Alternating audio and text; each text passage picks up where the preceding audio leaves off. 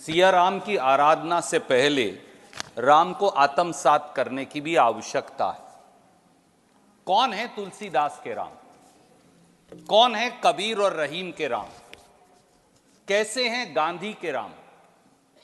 क्या है जन जन के राम?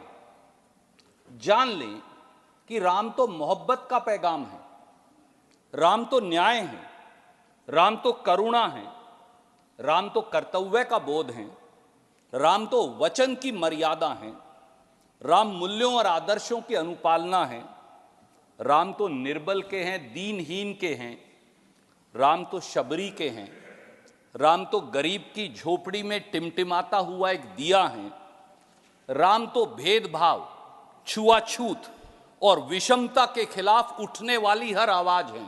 इसीलिए राम सत्य हैं। तो मैं सोचता हूं सभापति जी कि फिर जब राम ही मोहब्बत का पैगाम है, तो फिर राम के नाम पर नफरत कैसे फैलाई जा सकती है?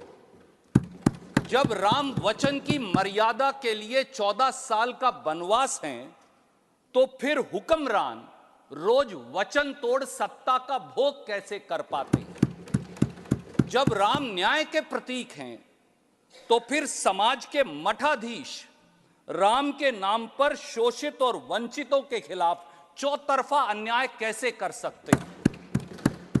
जब राम संयम और सहिष्णुता हैं, तो फिर सत्ताधारी शक्तियां विभाजन और हिंसा के रास्ते पर क्यों चल रही हैं? जब राम शबरी के झूठे बेर हैं, तो फिर समाज के शोषितों, वंचितों, आदिवासियों, दलितों और पिछड़ों को भेदभाव का कोप भाजन क्यों बनना पड़ता है? जब राम नैतिकता की नीति और आदर्शों की उत्तमता है, तो फिर शासन की नीतियां जनमत के बहुमत को त्याग कर कुछ पूंजीपतियों की गोदी में कैसे बैठ गई हैं?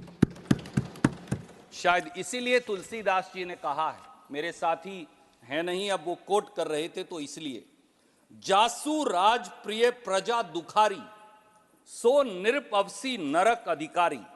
अर्थात जिसके राज्य में प्यारी प्रजा दुखी रहती है, वह राजा अवश्य ही नरक का अधिकारी होता है।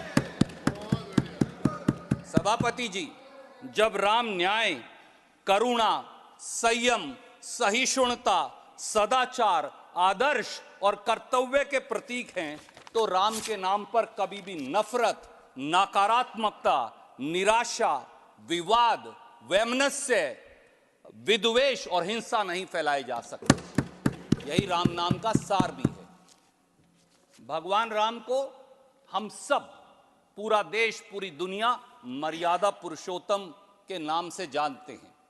मर्यादा पुरुषोत्तम क्यों सभापति जी?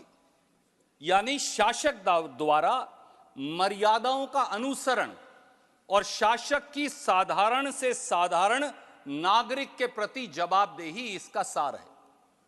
कोई भी, कैसे भी, कभी भी शासक और सरकार से सवाल पूछ सकता है, जवाबदेही मांग सके, न्याय की आवाज उठा सके, शासक के आचरण पर सवाल खड़ा कर सके। यही तो राम राज्य है। तुलसीदास जी के रामचरितमानस के उत्तरकांड में भगवान राम इसी लोकतंत्र की व्याख्या करते हैं, जब वो जनमत से संवाद करते हैं, और मैं वो 4 लाइन यहां पढ़कर बताना चाहूंगा। सुनहु सकल पुरजन मम बानी, कहूं न कछु ममता उर आनी, नहीं अनीति नहीं कुछ प्रभुताई, सुनहु करहु जो तुम ही सोहाई, सोई सेवक प्रियतम मम सोई, मम अनुशासन माने जोई, जो अनीति कुछ भाषो भाई, तो मोही बरजहु भय बिसराई। अर्थात राम कहते हैं, मैं राजा तो हूं, पर बेलाग कहता हूं, हे अयोध्या जन, आप अपने विवेक से सुनने और करने को स्वतंत्र हैं। अगर मैं भी अनीति करूं, राम ये कहते हैं, अगर मैं भी अनीति करूं तो आप मुझे रोक देना। क्या राम की इस मर्यादा की कसौटी पर आज के शासक और हुक्मरान खरा उतरते हैं? क्या आज सवाल पूछने पर आवाज दबा नहीं दी जाती? क्या सत्ता से सवाल पूछना अब जेल जाने का रास्ता नहीं बन गया? अभी एक्सटेंडेड टाइम पे हैं आप। क्या शासक के आचरण और नीतियों पर सवाल अब ईडी, सीबीआई, इनकम टैक्स का कोप भाजन बनने पर मजबूर नहीं कर देते? क्या शासक के अंदर एक साधारण व्यक्ति के सवाल पूछने की हिम्मत बची है? शायद इसीलिए तुलसीदास जी ने रामचरितमानस में राम राज्य की अवधारणा को लेकर कहा, दैहिक देविक भौतिक तापा, राम राज नहीं काहुई व्यापा, सब नर करही परस्पर प्रीति, चलही सर्वधर्म निरश्रुति नीति। अर्थात राम राज्य में किसी को तकलीफ नहीं होगी, न बेरोजगारी थी, न महंगाई थी, न संस्थाओं का दुरुपयोग किया जाता था। इतना ही नहीं, सभी धर्मों के लोग परस्पर सद्भाव से रहते थे। क्या वर्तमान सत्ता और उसके शासक इस सद्भाव और सदाचार पर खरे उतरते हैं? मैं ये उनके विवेक पर छोड़ता हूं। सभापति जी, महात्मा गांधी भगवान राम के सबसे बड़े उपासकों में से एक थे। उनके प्रिय भजन रघुपति राघव राजा राम, ईश्वर अल्लाह तेरे नाम, सबको सन्मति दे भगवान, ये आवाज आज भी हमारे कानों में गूंजती है।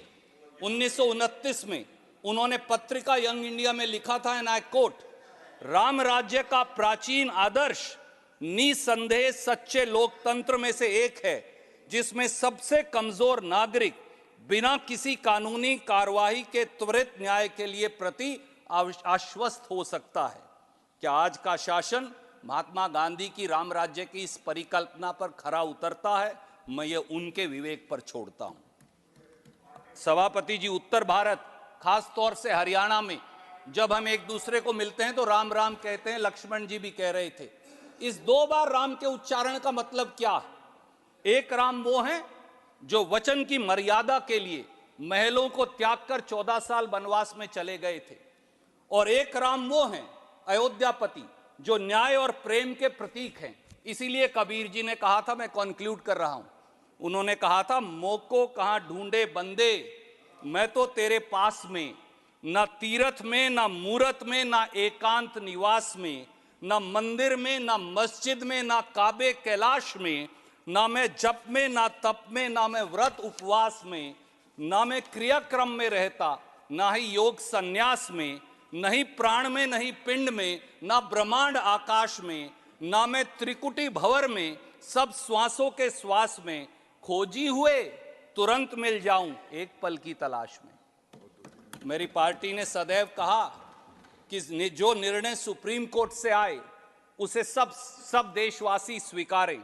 सुप्रीम कोर्ट के 9 नवंबर 2019 के निर्णय के अनुसार श्री राम मंदिर का निर्माण हुआ है, इसका सह सम्मान है। पर यह भी जान लें कि राम प्रेम है, न्याय है, सहिष्णुता है, सदाचार हैं, आदर्श हैं। अगर ये सब हैं, पर राम नाम और राम दलगत राजनीति का विषय नहीं हो सकते। राम नाम को राजनीतिक वोट के लिए इस्तेमाल करना पाप है। राम के नाम पर नफरत फैलाना महापाप है, और राम के नाम पर हिंसा नरक का रास्ता है। इसलिए अब भी अगर आप नहीं बदले तो भगवान राम आपको कभी माफ नहीं करेंगे। जय सिया राम।